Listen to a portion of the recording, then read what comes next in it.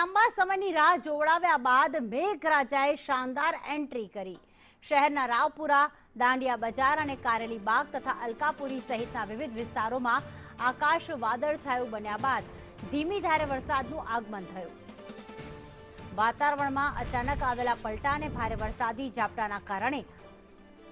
જે રસ્તાઓ છે તે ભીના થઈ ગયા અને છેલ્લા ઘણા દિવસોથી અસહ્ય ગરમી અને બફારાથી તોબા પોકારી ગયેલા વડોદરાવાસીઓને આ વરસાદથી મોટી રાહત મળી અને સમગ્ર પંથકમાં સરસ ઠંડક પ્રસરી ગઈ છે।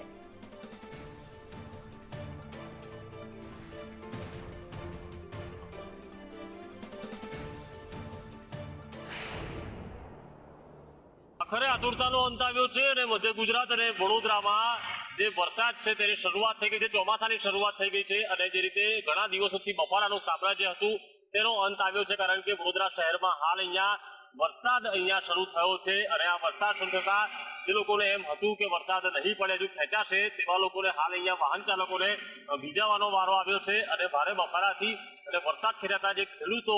મુશ્કેલીમાં હતા, ચિંતામાં હતા કે હવે તેમની ખેતીનું શું થશે, તેઓમાં થોડી આશા બંધાઈ છે કે હવે ચોમાસું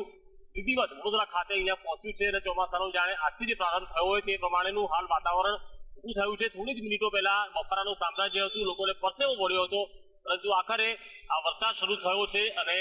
ઠંડક પ્રસરી છે, ત્યારે ખેડૂતોમાં પણ ખુશીની લહેર જોવા મળી રહી છે। કેમેરા પર્સન નિકેશ વોળન સાથે કુણાલ શર્મા, સંદેશ ન્યૂઝ, વડોદરા।